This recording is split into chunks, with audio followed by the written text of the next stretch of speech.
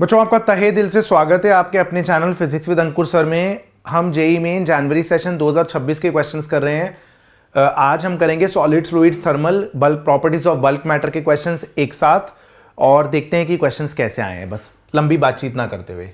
ठीक है, तो इसमें थोड़ा बहुत इधर उधर हो सकता है क्योंकि हो सकता है फ्लूइड्स के क्वेश्चंस, कुछ टर्मिनल वेलोसिटी के क्वेश्चंस एरर्स का यूज करके आए थे, तो हमने वो यूनिट्स एंड डायमेंशंस एरर्स के अंदर ऑलरेडी करा दिए होंगे, तो यहां पर हो सकता है वो रिपीटेड ना हो, तो आपको कहीं कहीं पर थोड़ा डिफरेंस दिख सकता है। तो कुछ क्वेश्चन ऐसे थे जो आपके फ्लूइड्स के थे बट उसमें एरर्स का कॉन्सेप्ट यूज कर रखा था, तो हमने वो एरर्स में करा रखे हैं बेसिकली।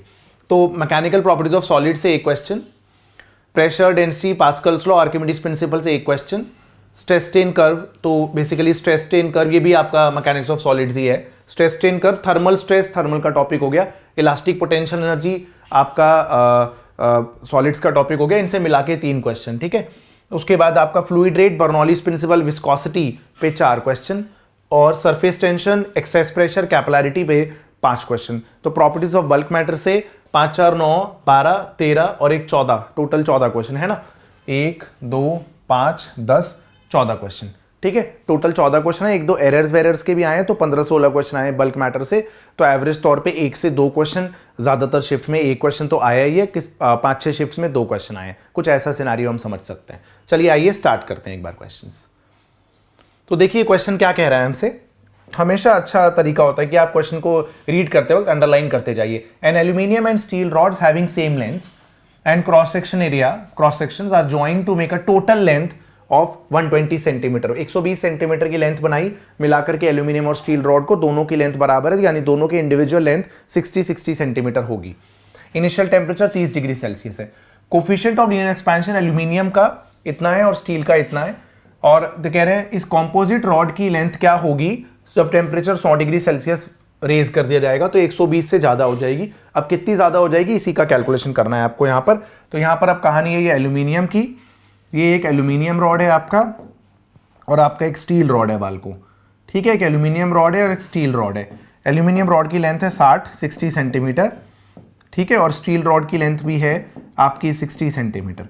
अब मैं ये निकाल रहा हूं पहले कि जब टेम्परेचर 30 डिग्री से लेकर के 100 डिग्री सेल्सियस तक हुआ, 70 डिग्री सेल्सियस का टेम्परेचर में बदलाव आया, तो एक्चुअली में दोनों की लेंथ में इंक्रीमेंट कितना आ गया।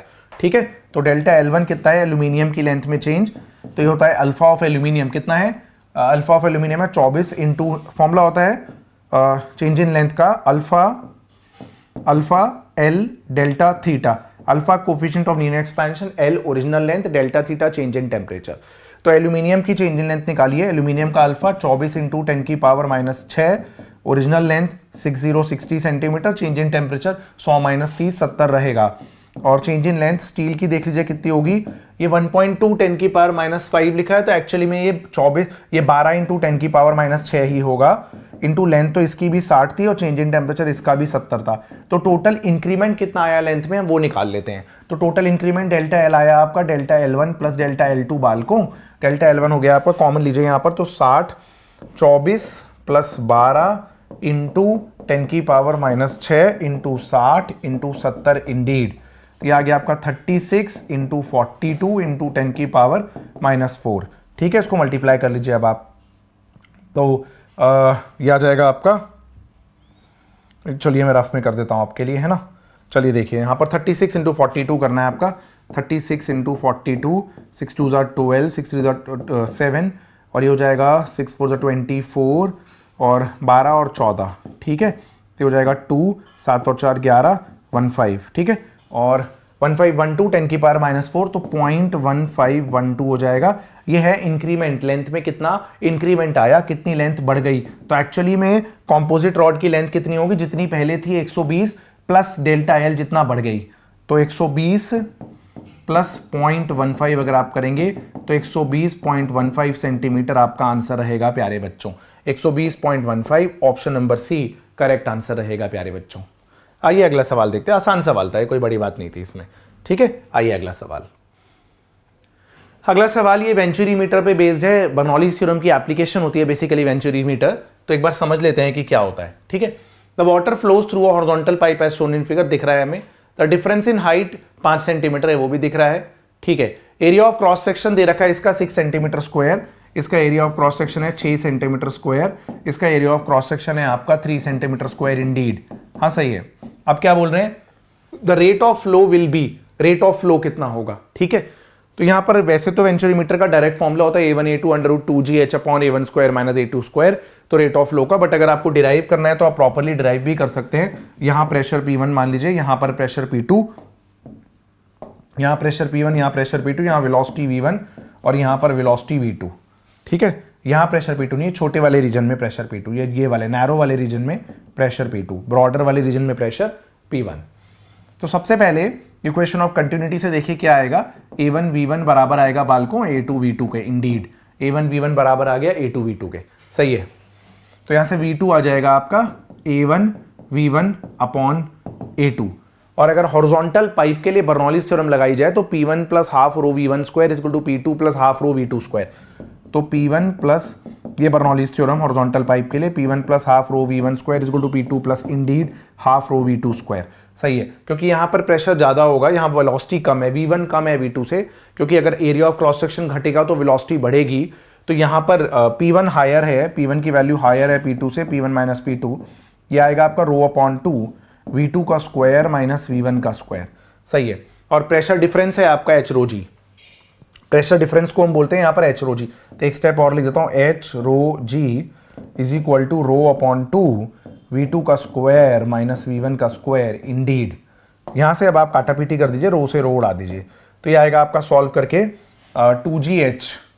2GH is equal to V2 square minus V1 square. V2 की value A1 V1 upon A2 का स्क्वायर माइनस V1 का स्क्वायर, सही है बच्चों, बिल्कुल सही है। अब क्या करेंगे हम, देखिए अब हम यहां पर V1 निकाल लेंगे। तो 2GH A1 square minus A2 square upon में A2 स्क्वायर, ये आपका आ गया V1 स्क्वायर। तो यहां से V1 आएगा आपका A2 अंडर रूट के अंदर 2GH divided by A1 square minus A2 square, सही है बच्चों। रेट ऑफ फ्लो होता है एरिया इंटू वेलोसिटी, तो रेट ऑफ फ्लो होता है area of cross section multiplied by velocity. तो ये डायरेक्ट फॉर्मूला ही होता है बच्चों, बट मैंने आपके लिए डिराइव कर दिया है वेंचुरीमीटर का, अगर किसी को याद नहीं है तो, है ना। 2GH A1 square minus A2 square. अब यहाँ पर जो न्यूमेरिकल वैल्यूज है बस उन्हें पुट करना है, एक बार क्विकली देख लेते हैं न्यूमेरिकल वैल्यूज को पुट करके क्या प्राप्त हो रहा है आंसर, ठीक है। आ जाइए, तो रेट ऑफ फ्लो आ गया A1 A2, A1 कितना है, A1 है आपका 6 इंटू 10 की पावर माइनस 4, ठीक है, ठीक है। अच्छा, ये सेंटीमीटर क्यूब पर सेकंड में ही निकालना है, तो सेंटीमीटर में रहने दीजिए सब कुछ। चलिए, तो ये 6 हो गया, A2 है आपका 3, सही है, अंडर रूट में 2 जी, आप 10 नहीं ले सकते क्योंकि ये मीटर पर सेकंड स्क्वायर में, तो 100 से मल्टीप्लाई करना पड़ेगा, 1000, ठीक है। हाइट कितनी है 5 centimetre upon A1 square minus Indeed A2 square, सही है बच्चों, बिल्कुल सही है। अब देखिए क्या आता है, ये आता है आपका 18 और ये आता है आपका अंडर रूट में 10 की पावर 4, सही है ना बच्चों, हाँ सही लग रहा है, 10 की पावर 4। और ये आ रहा है आपका 6 माइनस 3, 6 प्लस 3, तो 3 इंटू 12, सही है ये भी। तो ये आ जाएगा आपका 18, ठीक है। 18 को आप अंदर ले जाइए अगर रूट के अंदर, तो क्या आ जाएगा, रुकिए, ये आ जाएगा 18 इंटू 10 की पावर 4 अपॉन 36, सही है बच्चों, बिल्कुल, है ना।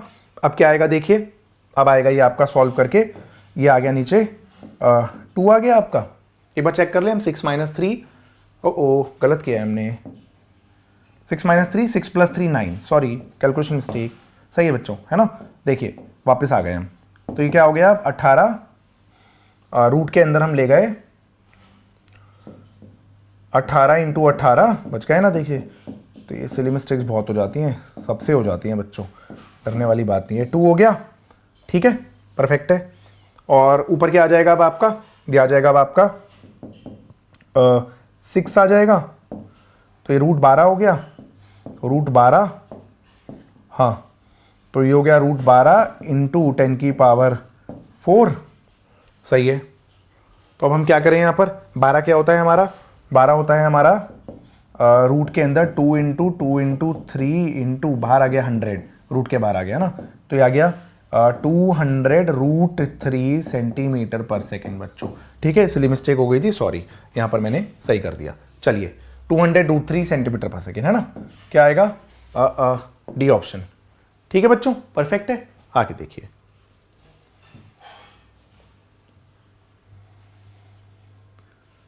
अगला सवाल देखते हैं बालकों। तो terminal velocity of a metallic ball of radius 6 mm in a viscous fluid is 20 centimetre पर सेकंड। ठीक है, the terminal velocity of another ball of same material having radius 3 mm would be. तो टर्मिनल वेलोसिटी का formula जो है, terminal velocity radius के square के proportional होती है। तो पहले टर्मिनल वेलोसिटी 20 सेंटीमीटर पर सेकंड थी जब रेडियस 6 mm थी। बाद में टर्मिनल वेलोसिटी कितनी होगी मुझे नहीं पता, बट बाद में रेडियस कितनी होगी मुझे पता है, वो 3 हो गई। ओके, तो 20 by terminal velocity is equal to 6 into 6 divided by 3 into 3, तो आ गया 2 है ना। तो ये टर्मिनल वेलोसिटी यहाँ से आ जाएगी आपकी 20/4 यानी 5 सेंटीमीटर पर सेकेंड। बच्चों वैसे भी देख लीजिए, टर्मिनल वेलोसिटी रेडियस के स्क्वायर पे डिपेंडेंट है, और अगर रेडियस हाफ करेंगे तो टर्मिनल वेलोसिटी 1/4 हो जाएगी। बड़ा ही सिंपल सवाल, जेईई मेन वाली फीलिंग नहीं आ रही थी इस सवाल में। चलिए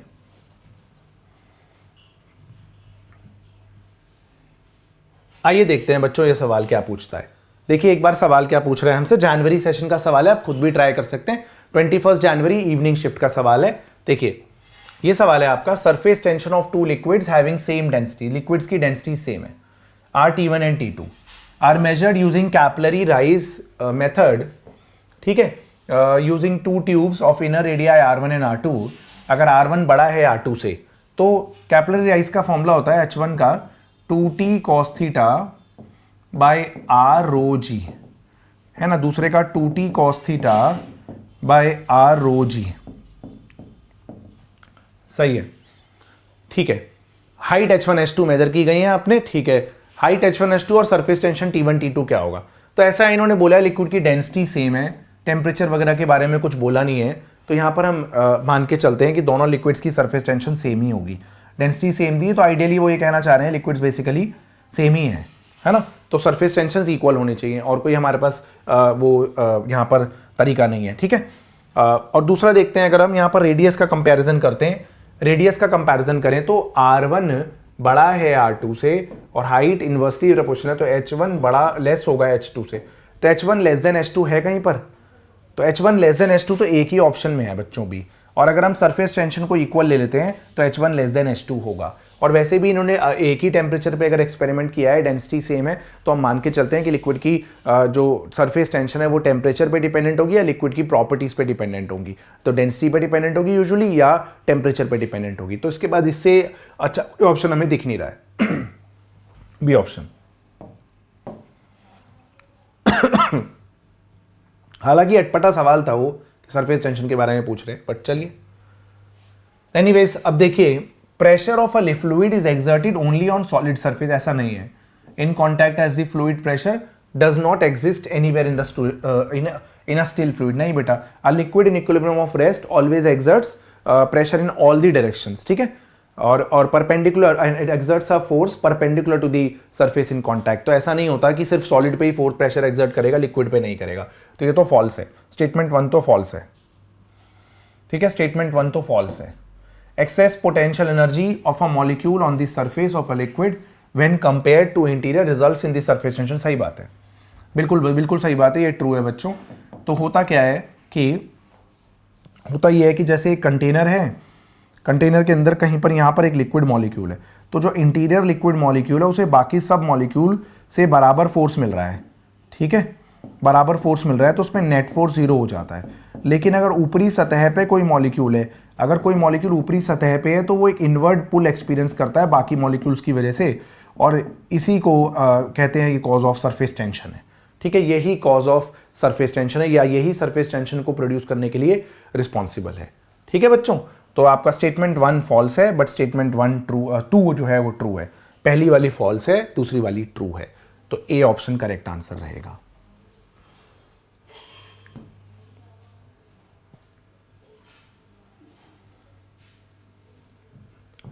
आइए बच्चों देखते हैं, ये भी एक काइंड ऑफ एरर्स का क्वेश्चन है, बट ये थोड़ा सा मिसलीड करता है क्वेश्चन। तो अगर हम इसमें एग्जैक्टली एरर्स का फॉर्मूला लगा देंगे तो यहां हम कहीं सी कलेश में फंस सकते हैं।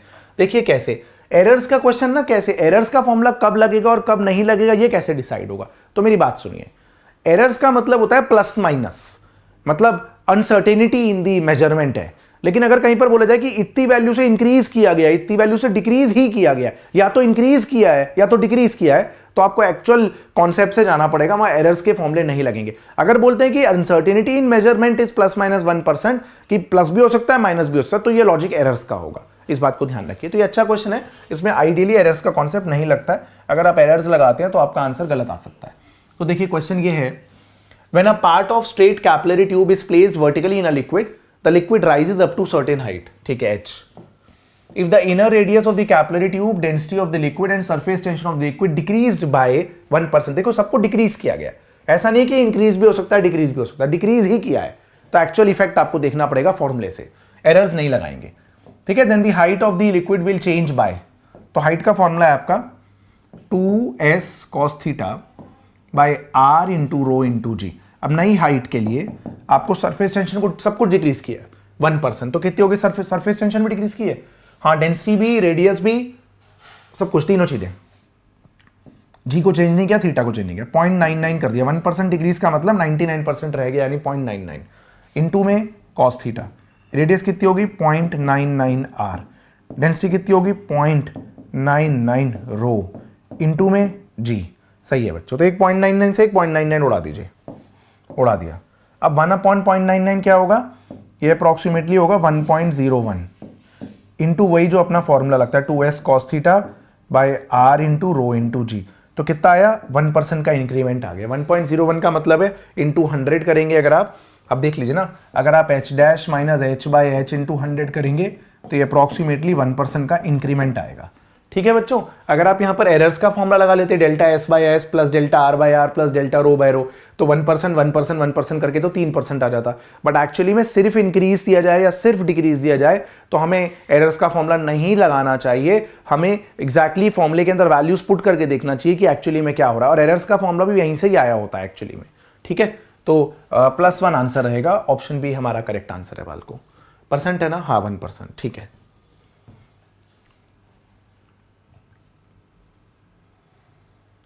आइए बाल को देखते हैं ये सवाल क्या पूछ रहा है, मैकेनिक्स ऑफ सॉलिड्स का बिल्कुल नकली सवाल, नकली सवाल, जेई मेन वाली फीलिंग नहीं आएगी आपको। द स्ट्रेस स्ट्रेन प्लॉट, मैंने इस बार ना जेई मेन में नोटिस किया कि कैलकुलेशंस अजीब सी दी है, यूनिट्स में फंसा दिया कि जी की वैल्यू 10 दे रखी मीटर पर सेकंड स्क्वायर में, सीजीएस के अंदर आंसर पूछा, किसी ने गलती से 10 पुट कर दिया, आंसर नहीं आ रहा, तो यूनिट्स थोड़ी गंदी दी है, कैलकुलेशंस गंदा दिया है, उतना कॉन्सेप्ट वाइज मुश्किल फिजिक्स नहीं आई है ना। आइए, the strain stress plot for material ABCD shown, किसका यंग्स मॉडुलस सबसे ज्यादा होगा, तो जो स्ट्रेस के सबसे पास होगा उसका यंग्स मॉडुलस सबसे ज्यादा होगा, चलिए खत्म।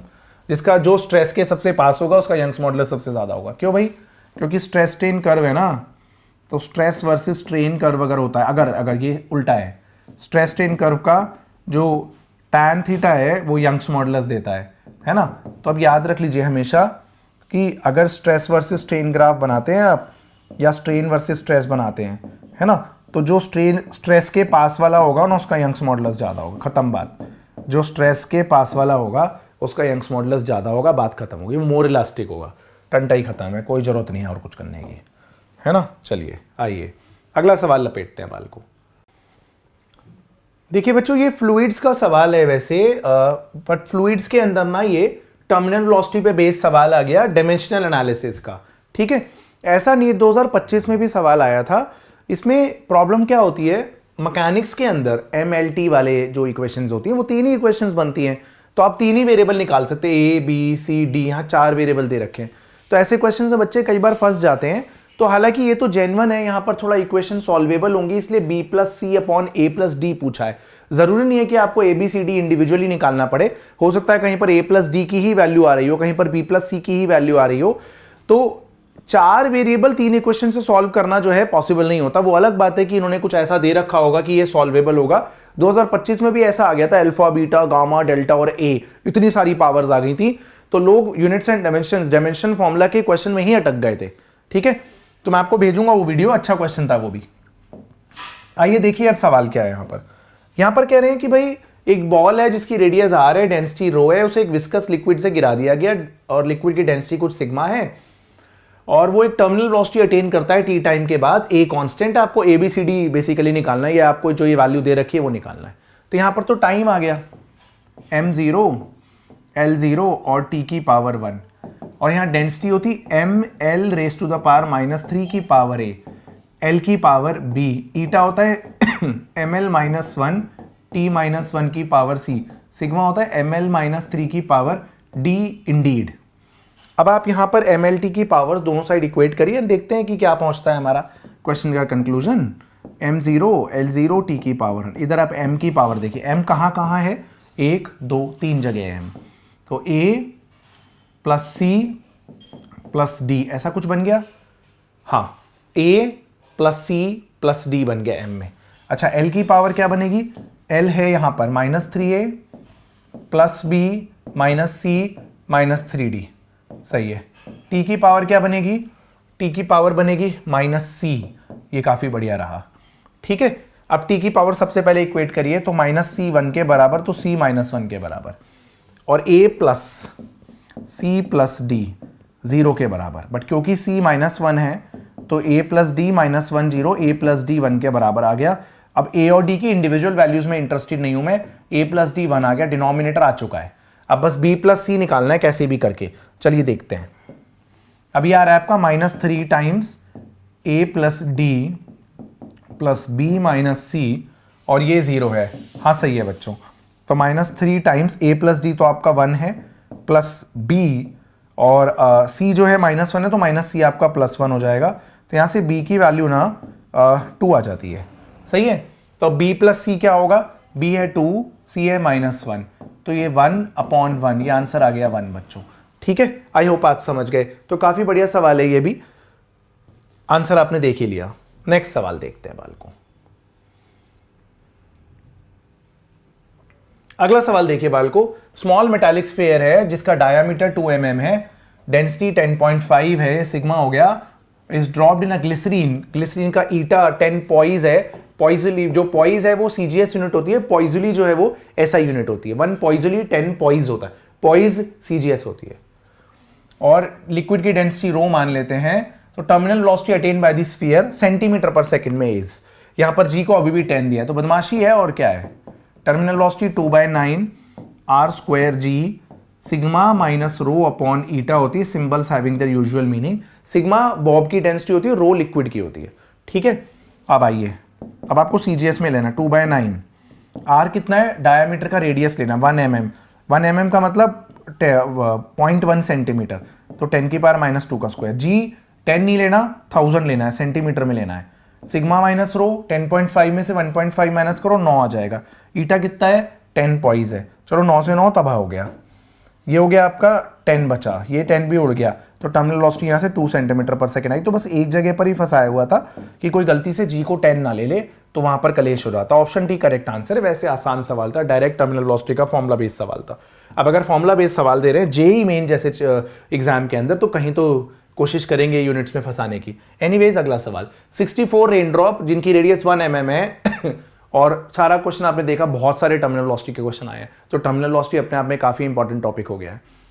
64 रेनड्रॉप्स है जिनकी हर एक की रेडियस 1 mm है, each falling down with a terminal velocity of 10 centimetre per second, combine coalesce to form, मुझे इंग्लिश नहीं आती भाई बोलनी, to form a bigger drop, terminal velocity of the bigger drop. तो 64 ड्रॉप्स की वॉल्यूम को मिलाकर के एक बड़ी ड्रॉप की वॉल्यूम बन जाएगी प्यारे बच्चों, 4/3 पाई से 4/3 पाई उड़ जाएगा, 64 r³ कैपिटल R³ के बराबर है, तो बड़ी ड्रॉप की रेडियस 4 टाइम्स r हो जाएगी, 4 टाइम्स छोटी हो जाएगी। ठीक है, टर्मिनल वेलोसिटी रेडियस के स्क्वायर के प्रोपोर्शनल होती है, तो छोटी ड्रॉप की टर्मिनल वेलोसिटी 10 के स्क्वायर के प्रोपोर्शनल है, तो बड़ी ड्रॉप की टर्मिनल वेलोसिटी जो है 10 मतलब r ले लो ना, मतलब 10 तो वही है, सॉरी, छोटी की टर्मिनल वेलोसिटी 10 है और वो रेडियस के स्क्वायर के प्रोपोर्शनल है, बड़ी वाली की रेडियस 4r है, उसका स्क्वायर ले लीजिए। फिर से बताऊं क्या, 64 रेन ड्रॉप्स कंबाइन करके बड़ी ड्रॉप बना रही है, तो बड़ी ड्रॉप की रेडियस 4 टाइम्स r है, और हर एक की टर्मिनल वेलोसिटी 10 थी, उनकी रेडियस के स्क्वायर के प्रोपोर्शनल होगी, और बड़ी ड्रॉप की टर्मिनल वेलोसिटी बड़ी ड्रॉप की रेडियस के स्क्वायर के प्रोपोर्शनल होगी, तो सही किया हमने। ठीक है, terminal velocity of bigger drop ये आ जाएगा आपका r² / 16r², यहां से टर्मिनल वेलोसिटी बिगर ड्रॉप की आ जाएगी 160 आंसर रहेगा बच्चों। आसान सवाल था। ठीक है, आइए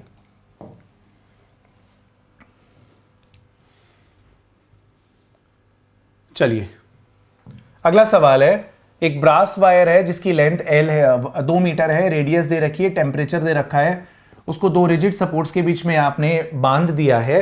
इनिशियली उसको ठंडा करा -43 डिग्री सेल्सियस पे और उसमें टेंशन T आ गई। कितने टेम्परेचर पे उसे ठंडा करना पड़ेगा कि उसके अंदर टेंशन 1.4 T आ जाए? सबसे पहले आपको थर्मल स्ट्रेस का फॉर्मूला देखना पड़ेगा, है ना। तो याद रखिए यंग्स मॉडुलस होता है स्ट्रेस बाय स्ट्रेन। अगर आप चेंज इन टेम्परेचर करके स्ट्रेस प्रोड्यूस करते हैं, स्ट्रेन प्रोड्यूस करते हैं, तो स्ट्रेन आता है डेल्टा L बाय L होता है अल्फा डेल्टा थीटा। अल्फा है coefficient of linear expansion, delta is the change in temperature, ठीक है। तो यहां से थर्मल स्ट्रेस आता है Young's modulus, coefficient of linear expansion, change in temperature. Stress का फॉर्मूला फोर्स अपॉन एरिया भी होता ही है वो तो वाई अल्फा डेल्टा थीटा। तो यहां से जो tension developed in the wire या फोर्स जो है वो आएगा Young's modulus into area into alpha into delta theta. अब क्वेश्चन ये कह रहा है कि टेंशन T डेवलप हो गई, Young's modulus Y, area A, alpha coefficient of linear expansion और delta theta change in temperature. तो 27 माइनस 43 70 डिग्री सेल्सियस का टेम्परेचर चेंज आया। अब आपको टेंशन इंक्रीज करनी है 1.4 T तक, keeping other parameter same. Delta theta अब आपको निकालना है। डिवाइड करा आपने, T से T उड़ गया, Y से Y उड़ गया, A से A उड़ गया, अल्फा से अल्फा उड़ गया। यहां से चेंज इन टेम्परेचर आया 1.4 इंटू 70, सॉल्व करके आया 98 चेंज इन टेम्परेचर, है ना। लेकिन 27 पहले से था, तो 98 में से 27 माइनस करेंगे अगर आप, तो 71 आ जाएगा। और आपको कूल करना है तो इसे 0 से 71 तक कूल करेंगे तो -71 डिग्री सेल्सियस आ जाएगा। ए ऑप्शन आ जाएगा बच्चों, ठीक है। आपने रिजिड सपोर्ट्स के बीच में वायर को बांध दिया तो ठंडा करने पे वायर कम होगा, है ना, लेंथ में, तो इसलिए वायर में टेंशन डेवलप होगी, ठीक है। अगर आप गर्म करेंगे तो वो लूज हो जाएगा, ठीक है।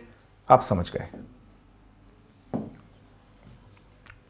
चलिए अगला सवाल बालको, इसमें थोड़ी कैलकुलेशन ज्यादा है तो मैं आपके हिस्से के लिए छोड़ दूंगा। सोप बबल है जिसकी सरफेस टेंशन है 0.04 न्यूटन पर मीटर, ऐसा यूनिट है, बढ़िया। इस ब्लोन टू अ डायामीटर, पहली रेडियस कितनी है 7/2 सेंटीमीटर, मीटर में चेंज करो 10 की पावर -2 मीटर, परफेक्ट है यार, ठीक है।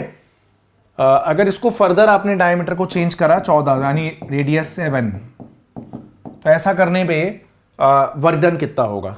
तो वर्क डन होता है, work done against surface tension होता है surface tension multiplied by change in area. और सोप बबल में एक्चुअली में 2 इंटरफेस होते हैं, एक इंटरफेस नहीं होता। तो वर्क डन होता है surface tension multiplied by change in area, और सरफेस टेंशन एरिया यहां पर डबल लेंगे क्योंकि बबल में 2 इंटरफेस होते हैं। बबल में there are 2 interface, air liquid air, ठीक है। अब इंटरफेस कैसे निकलेगा 4π r2 स्क्वायर, एरिया निकलेगा -4π r1 स्क्वायर, ठीक है बच्चों। तो आपने देख लिया पहले बाद वाला एरिया माइनस पहले वाला एरिया, और सरफेस टेंशन 2 मल्टीप्लाई किया 2 इंटरफेस के लिए। उम्मीद है आप कर लेंगे, ये वर्क डन आ जाएगा। और 10 की कुछ पावर -6 बाहर आ रही होगी तो माइक्रो जूल में बन जाएगा, कर लीजिएगा, आपके हिस्से का काम रहेगा।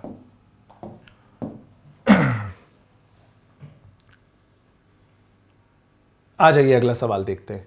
ये आर्किमिडीज प्रिंसिपल का सवाल हो गया। क्यूबिकल ब्लॉक है जिसकी डेंसिटी है, तो एक क्यूबिकल ब्लॉक है, ब्लॉक की डेंसिटी है ये, तो ब्लॉक का वेट डाउनवर्ड एक्ट करेगा। वेट कितना होगा? ब्लॉक की डेंसिटी ब्लॉक की वॉल्यूम इनटू जी, सही है।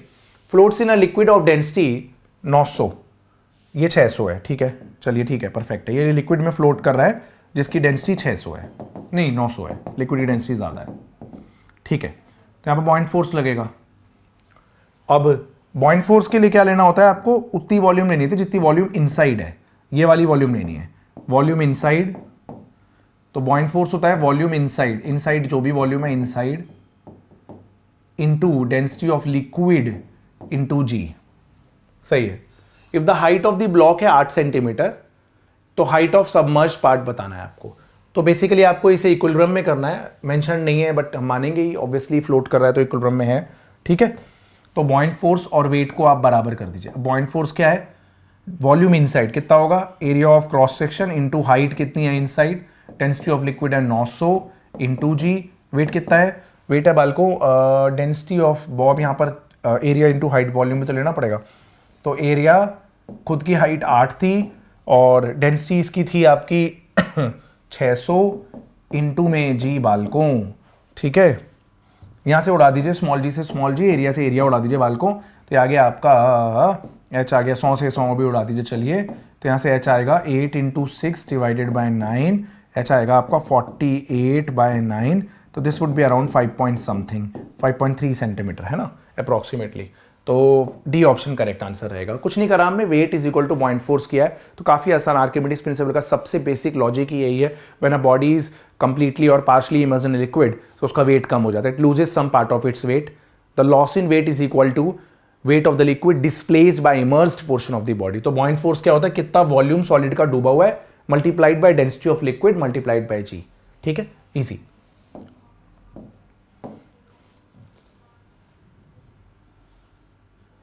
आइए बच्चों, ये सॉलिड्स का सवाल आ गया फिर से आपका। तो कह रहे दो वायर हैं ए और बी। अच्छा, दो वायर ए और बी हैं मेड ऑफ डिफरेंट मटेरियल, तो दोनों का यंग्स मॉडुलस अलग अलग है, एक वायर ए है एक वायर बी है। लेंथ है वायर ए की आपकी 6 और वायर बी की लेंथ है 5.4 इंडीड, सही है। And area of cross section wire A का है आपका ए ना लेके 1 1 लिख देता हूँ। एरिया ऑफ क्रॉस सेक्शन है आपका, इसका यूनिट सेम रखनी है, ठीक है ना। हाँ, इसका एरिया ऑफ क्रॉस सेक्शन है 3 इंटू 10 की पावर -5, ये मीटर स्क्वायर में। बदमाशी देखो, ये है आपका 4.5 इंटू 10 की power -5 metre square respectively are stretched by the same force under a given load.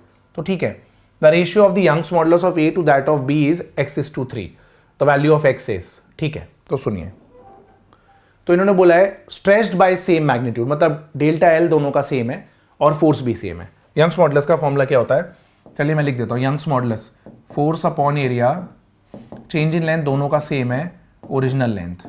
दूसरे का Young's modulus force upon area, change in length दोनों का सेम है और ओरिजिनल लेंथ। अब अगर आप यंग्स मॉडुलस का रेशियो निकालते हैं वाई ए बाय वाई बी, तो एक बार चेक कर लीजिए, एफ और डेल्टा एल कैंसिल हो जाएगा, वाई ए में L1/A1 आएगा और वाई बी में L2/A2 आएगा इंडीड, सही है बच्चों। अब वैल्यूज डालते हैं यहाँ पर, चलिए यहाँ लिख देता हूँ यार, वाई ए बाय वाई बी, वाई ए बाय वाई बी, रुकिए, L1/L2, L1 कितना है 6, L2 कितना है 5.4, यूनिट चेंज करने की जरूरत नहीं क्योंकि आप रेशियो ही ले रहे हैं। अच्छा, L1/L2 हो गया, A2/A1 कितना है 4.5, यूनिट सेम है, अपॉन 3, सही लग रहा है। ये हो गया आपका 2, सही है। और ये आ जाएगा आपका 5 और ये आ जाएगा आपका 6, तो ये आ जाएगा आपका रेशियो 5:3। क्वेश्चन में क्या कहा है कि ये रेशियो कितना है, ये है x:3, x की वैल्यू आपकी 5 है, यही पूछा गया, x की वैल्यू 5 है। ऑप्शन डी आपका करेक्ट आंसर रहेगा प्यारे बच्चों। ठीक है बच्चों, thank you. Solids, fluids and thermal हमने इस वीडियो के अंदर निपटा दिया है। अगली वीडियो में हम थर्मोडायनेमिक्स एंड केटीजी करेंगे और उसके बाद 12वीं क्लास करेंगे quickly cover up. Thank you so much, all the very best for your exam.